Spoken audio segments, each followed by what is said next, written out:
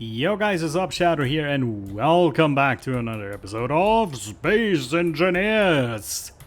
Right, so as of right now, as of recording, there hasn't been an update. So of course, when this releases tomorrow, there might have been an update. So right now, not yet, so we'll have to see. But there has been additional spoilers, which is exciting. There's two spoilers I've seen. One has come, I think that's on Instagram, although I couldn't find it when I checked it right now. But it's a screenshot I've seen in the Space Engineers multiplayer group on Facebook, and it's basically I think it's from Keen's Instagram. It might have been another app that I don't know. And anyway, it's magnetic plate.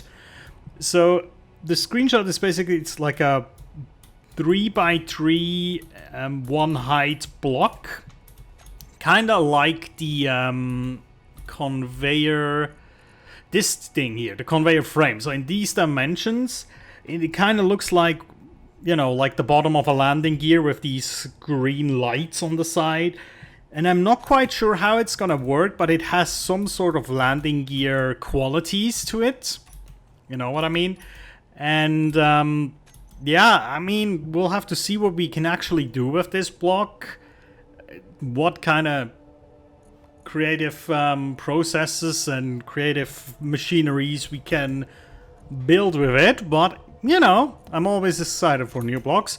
And the other spoiler was I seen it on Keen's official Facebook for one, and I probably think it's been in other places too. It's called the big red button, with a little GIF animation next to it, and it shows like pretty much what they said, a big red button. It's kind of like, you know, a little pillar that's probably standing central in a block, kind of like the pillar block, you know. This thing here, so it looks like it stands in the central of a block, and then about on this height there's like a big red button and actually two smaller buttons below it. And then at the end of that GIF there's another, like, a weird looking machine block visible, which I believe is the same one from the first GIF with the gears on it. And I think that might be a landing gear, actually, like a one block one block landing gear, because normal landing gears of course are, I think they're what are they in small format? I think they're 2x2. Of course the large ones are a bit bigger, but yeah, actually they're 2x hold on. Yeah, no, they're 2x3. So they might have a single block landing gear coming out, which I would really appreciate, because oftentimes when I put landing gears on crafts, it's mostly an afterthought in most ships. I struggle to put them anywhere smart, because it's just an awkward positioning, you know? So that would be exciting to have like a one block landing gear, especially if it's like retractable, then it's even better. But I don't know how easily they can do that. I know there's mods for that. I have a few mods that I regularly use, and they basically use the function turning block off and on to control the retractability of the landing gear, which is kind of cool. But yeah, but I have to say, as excited as I am for these new spoilers of the new blocks and such, ever since I saw these spoilers, my wheels in my head began turning. And I began to ask myself, which one of these blocks are going to be update and which one are going to be DLC? Because I can guarantee you, it's not just an update, it's a DLC, of course. And there's nothing wrong with that. But already I'm kind of like, there might be a few things in there that will go into the DLC that I don't like to be in the DLC. I'm almost certain, I mean, I cannot say 100% clearly, of course, but I'm almost certain that big red button block that singular block, button block, that's gonna be DLC. I'm almost certain of it. And I could imagine that the landing gear could perhaps also be a DLC block. I hope not. Again, I hope that most blocks are not DLC. The only things that I'm absolutely okay with DLC are things that are basically skins. Reskins of things. Like, for example, the off-road tires. That I found that perfectly reasonable. Or what else is there? There's a few blocks that are just reskins that look a bit cooler, a bit more detailed, or a different style. You know, they look industrial, or they look like a fighter variant of it, like a military variant. That I'm absolutely fine with. What I kind of start to get annoyed at is when things that are, let's say, similar in function, but different in application, if that makes sense. You know, let me just go to a few of the DLC blocks. Let's see.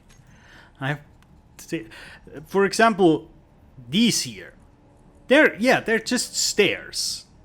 They're absolutely just stairs. We do have a stair block that is non-DLC. Abso-frickin-lutely. Or wait, were these DLC? I'm actually not quite sure anymore. I don't think, hold on. I have to really think about this before I start saying things that are not true. Because I'm now not sure anymore which one of these are DLC blocks and which are not. Because... yeah, let's see. I mean... oh, okay. Yeah, I think the ones with the symbols are all DLC blocks, right? Which would mean that the stair block is a DLC only. Is that true? Because then that's a good example. Because, yeah, we do have a stair block in the normal game, but it's not even close to being as convenient as the catwalk stair block. Because it just... it saves you space. It makes everything a bit more clever, you know? A bit more easier to build. A bit more... yeah, you have less space you don't need to free up to do certain things. But yeah, again, that's just what the first thing my mind went to when I saw the trailers. What of these are gonna be in DLC? I've always had this weird relationship with like DLCs and skins and you know, like microtransactions, because there's I don't believe in the way that you can just say, oh, all skins or all microtransactions are good and bad. Because I know there's people like that, like, oh, all microtransactions are terrible, you shouldn't support these things. And all these DLCs, you shouldn't support that. And I don't think it's that easy. I think you need to, one needs to really look at it from a case-to-case, you know, basis. And it's, in my opinion, definitely something different if, like, a small developer puts out a DLC with, like... I mean, I don't want to use Keen as an example here, because, again, it's a bit more complicated than that. But, you know, a small dev putting out a DLC with, like, skins, extra fancy-looking stuff to support their development is something different than, let's say, EA putting something, like, functional in a DLC that people expect it to be in the base game. But there again, that's also different, because, you know, if you expect something to be in a game or not, that's a bit iffy as well, you know? It's always a bit difficult. Again, you know, the thing is, in the end, if you're happy with what you're purchasing, I guess it's fine.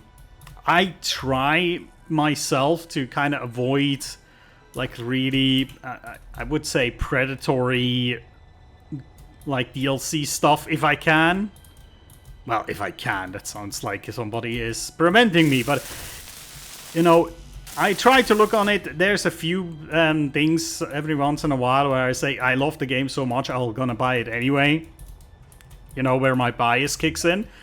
And I can honestly say that happens every once in a while, you know? When I buy DLC that I know that is technically overpriced and it's stupid and I shouldn't do it.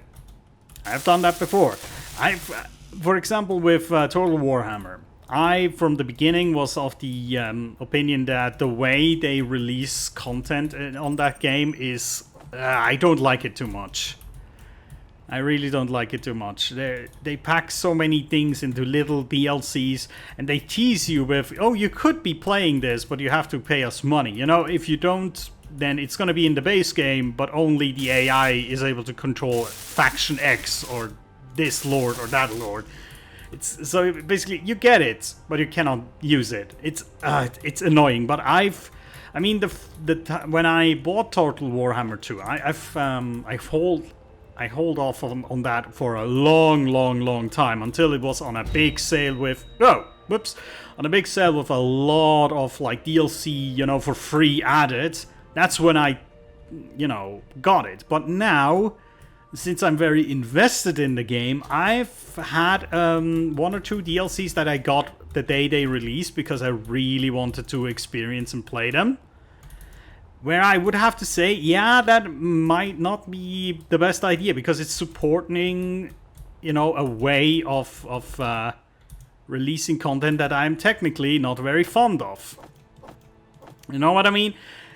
But again, it's kind of difficult to navigate, and I don't think, you know, as a human being, we are very flawed in what we do most of the time, so nobody can be perfect all the time, I suppose. But you know, at least you have to be aware of what you're doing, I suppose.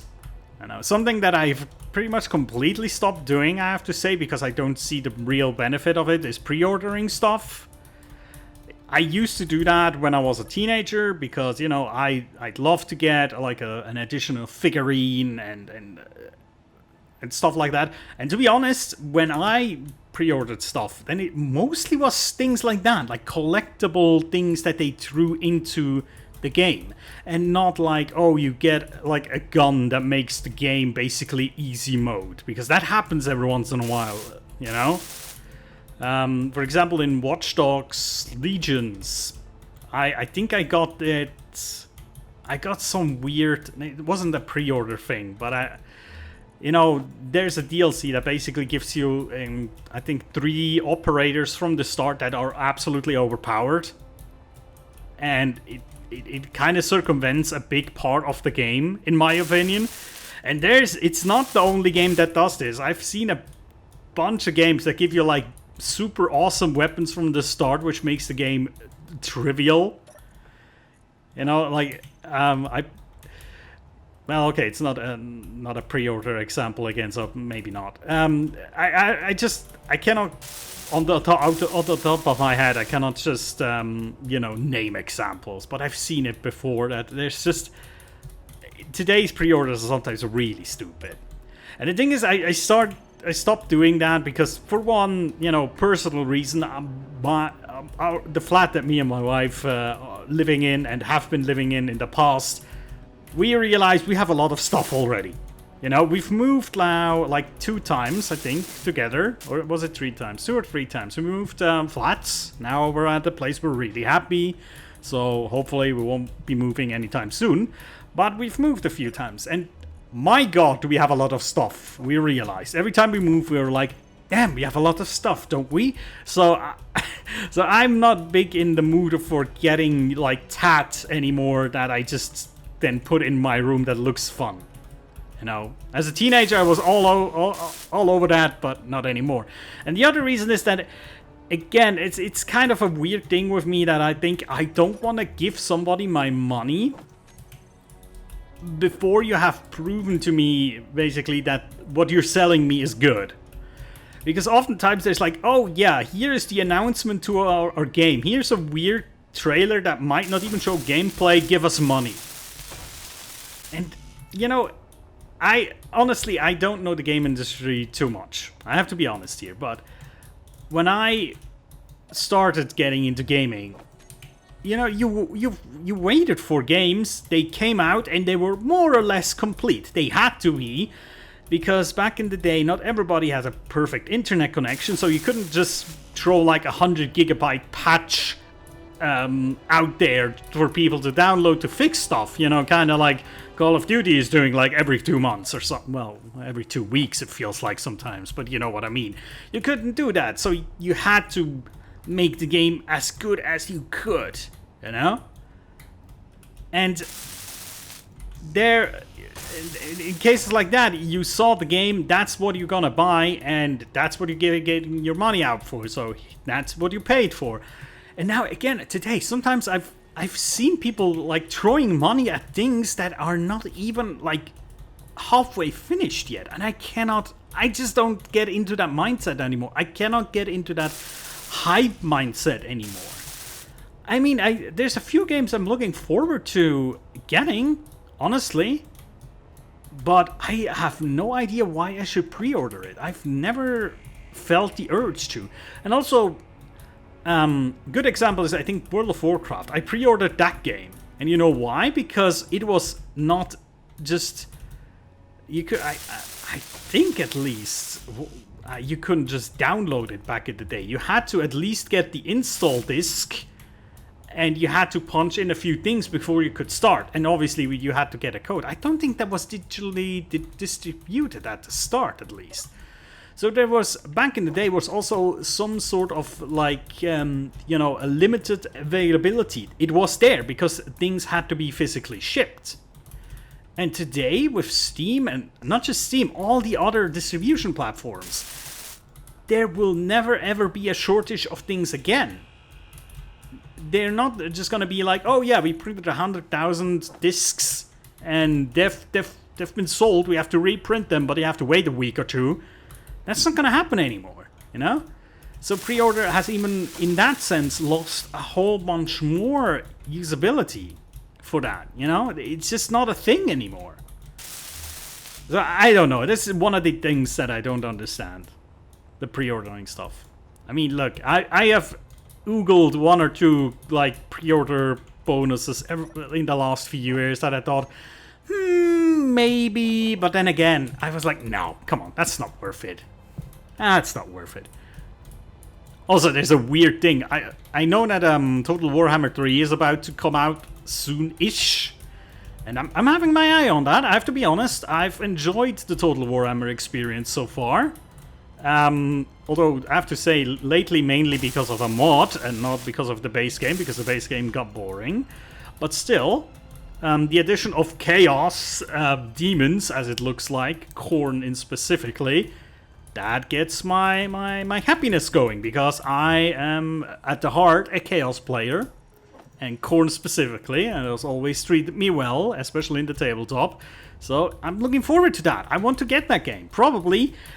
Will I get it per pre-order? No, definitely not. Will I get it at launch? Yeah, probably not as well. I might just wait for a sale. I don't know, because I think I'm at that age where I look at my game collection, I'm like, I have things to play for freaking months, if I'm honest. I mean, there's games that I can always come back to. You know, things like Guild Wars, which I've gotten into again. There's always something to do in that game. Like Deep Rock Galactic, I always check in a little every few weeks just to do a few missions. Call of Duty with same. It's just games that I every once in a while just get into it again. So I cannot ever say that I have nothing to play. I need something new. So yeah, that's most of the time I will wait for a sale, you know? But yeah.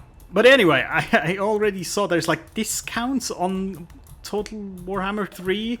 So there's a discount to a game that isn't out yet.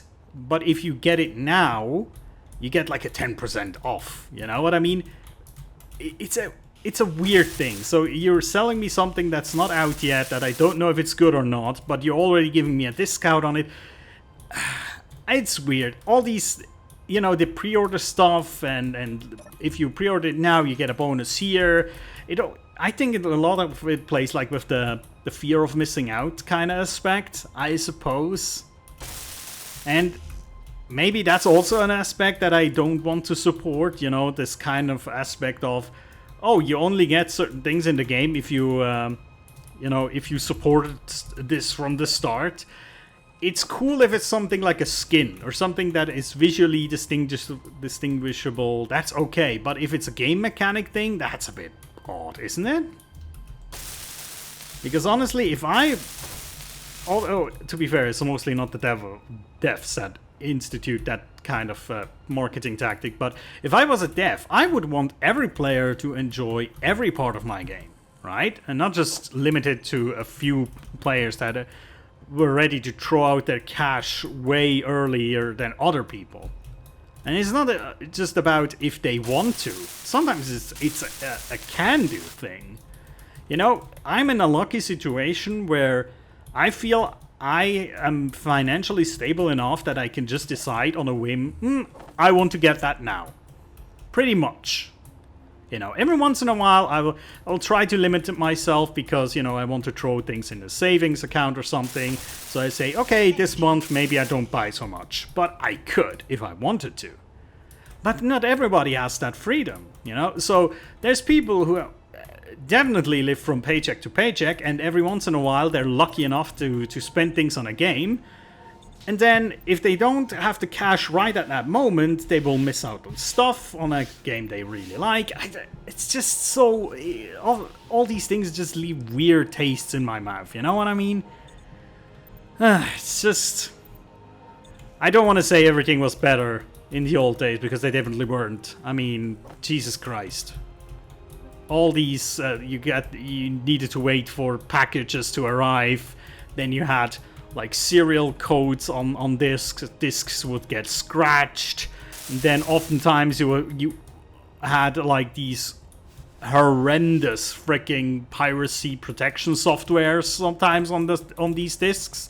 It's something that doesn't happen too much anymore. There's still, I think, games that have these weird softwares on them to prevent like piracy, which I've seen often drive people to piracy. Wasn't it like one of the Resident Evil games that had something like that? They said, oh, we have a software on it to prevent piracy. And that software caused like slowdowns in the game.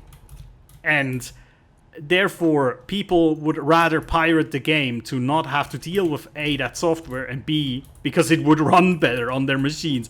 That's kind of like shooting yourself in the foot, isn't it? But, yeah. That's another topic. But yeah, you know, that was like a given most of the time back in the day, because a lot of people that were at least like semi-tech savvy could just have you know, like a what were these things called? It's not a CD-ROM device. You had to have a special one that could write disk, but still, it was relatively easy to make copies of games. It was really freaking easy. So I could understand that back in the day they had these softwares, but it's something we had to deal with. It was annoying. And then again, because of back in the day you didn't have all these developed networks, you know, like Steam, where you could just push out a patch whenever you felt like it. I cannot ever remember that we really got too much like upgrades for games, like, you know, updates. One of the first ones where I notice it would happen every once in a while is Diablo 2. Every once in a while you would get a new update for that. But that was a game with online functionality, and you had to have an account for the Blizzard's... I don't think it was a Blizzard client back in the day. It was just a Blizzard login, I think. It was different, but I think it was only for Diablo 2 as well.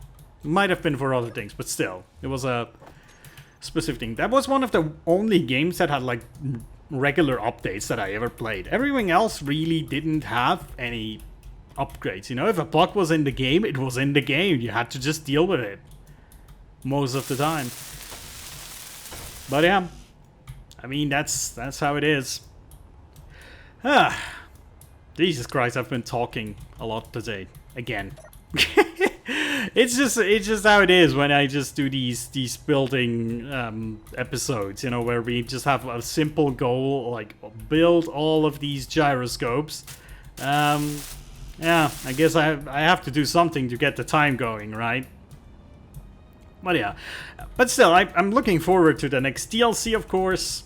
But again, we'll be looking into it if it's worth it or not, if Keen is sticking to what they've originally said, that they only wanted to put like decorative stuff into their DLCs or not, and we shall judge them accordingly.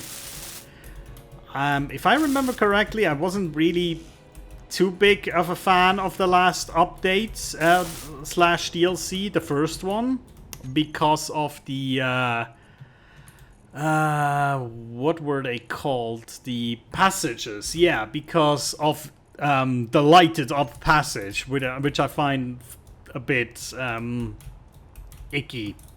That they put a functional different block into the DLC, which they still haven't addressed as far as I know, but hey, I guess people just didn't complain enough. At least I haven't seen too many people complain about it, but hey, there you go. Maybe it's because passage blocks are not blocks that people use too much, to be honest, but still, it just felt like a weird decision to me. Oh god, how many freaking steel plates have we hammered onto these things today? Or welded on, rather. Could you imagine having to do that with a hammer? Or like with screws, and just a suboptimal tool to screw them in. Kind of like if you build an IKEA furniture, you know, you get like 5 million screws and a tiny little tool to screw them in. Thank God we have power tools for that, alright? But yeah. Oh man. But yeah, at least the steel plate part will get finished today. I mean, Jesus Christ. But yeah, we basically doubled the amount of gyroscopes. Pretty much. Which should improve the maneuverability of our ship quite significantly, I think. I hope it's not gonna be overboard afterwards. You know, because sometimes if you have too many gyroscopes on a ship, it becomes nigh uncontrollable. I mean, you can test it out in like creative. If you just make a basic ship, like a cockpit, one block, and then a thruster in each direction, a gyroscope. That's it. You don't have the control. You just spin like, whoa, it's just annoying. So we're trying to avoid that if we can. Okay. There we go. So pretty much one load of steel plates, and then we should be fairly good on today's episode. We've been productive, at least. You know, one can be productive and talk a lot at the same time, depending on what job you have, I suppose. But yeah, let's see. That's good. 29, that means we have 71 plates that we still need. Let me get that real quick. 71, and then we'll just get a whole bunch of computers, because I think we need those as well. It might as well already start putting more things in, right? There we go. Just hit every one of those real quick.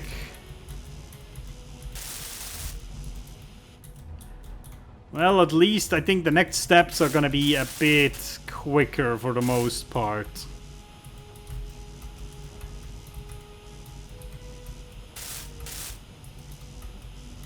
Alright, cool. Let's get... Oh, Jesus. The motors as well. Let's see. Motors.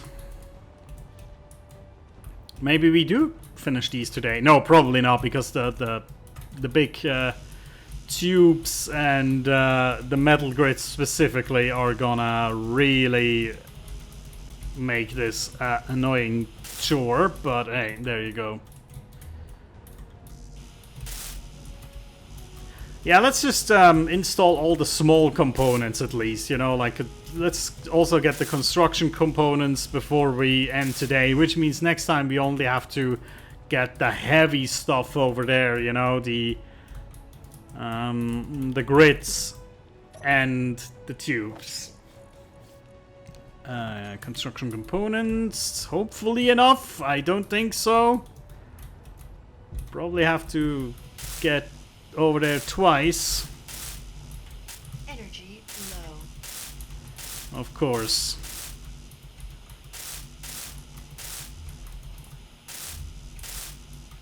There we go. Oh, it's not even enough for one side. Jesus. Which means we have, what, 12 gyroscopes per side or something? Oh, that was the wrong component. Hold on to your horses. Also, let's make some more of those. Because we're journeying through them quite quickly, it seems.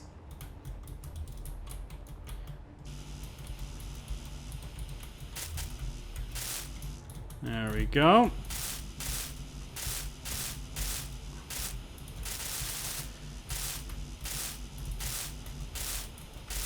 Okay. Okay, how much do we need? 80, 92. 92 construction components. Okay. 90 dos. And let's also take some of these with us. We might just finish this today. We might go overtime. No, I don't think so, but still. You know, we might as well use the time. Also, it's by the way, it's quite hot again in Switzerland. There's been like, after like the 2 weeks of rain, it basically just switched again, and now it's really warm again. I've toyed with the idea of letting the fan run. It's quite tolerable still at the moment, but Jesus Christ, I'm starting to get little droplets of sweat on my forehead here. Well, at least I'm kind of lucky that my office is, you know, orientated towards the morning sun, towards east, basically. And that means only in the morning it kind of gets hot, but then the sun moves quickly out of visual range, which means it doesn't get that insanely hot, but still, it's... yeah. I mean, one can feel the heat from outside. Oh, yes, No energy indeed. Yeah, I think I'll just finish off delivering all these tubes over there, and then next time we're just gonna take care of all the grids, hopefully, and then we'll have to test if this increase in gyroscopes has done the job it was supposed to do, I guess.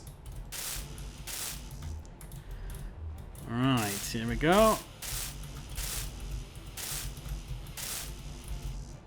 Yeah, we need to at least travel 2 more times. Yeah! By the way, how many metal grids can I take at once? Yeah, a bunch of them, actually. But we probably will still have to travel, like, once every 1.5 gyroscopes or something. So we'll have a lot of travel going on in any case. Okay, we need 12 more. 12 more. And hold on, there we go. 12. Oh, and we definitely need to make a bunch of those. You know what? You know what? We might as well. We might as well. I'm in the groove right now, you know? It's kind of like that symptom. Oh, just that one more thing. I think that's a universal gaming experience, I feel. I mean, you can get this on other media as well, like the one more series in Netflix, or if you read just one more page. Okay, I think my recording software wanted to send me a subtle message that reads, "Stop recording now." And I think I'm gonna heed that suggestion, but we're getting there, as you can see. But yeah, for now, we'll quit for today. Again, if these amount of gyroscopes are gonna be enough, I am tempted to move the middle row to the outside. I'm not quite sure, but I think I almost will have to, because it annoys me already that there's like Nah, it's not symmetrical. It annoys the hell out of me. So I might do that next time as well. But yeah, until then, guys, thank you so much for watching and listening to my ramblings. I'll see you next time, and take care.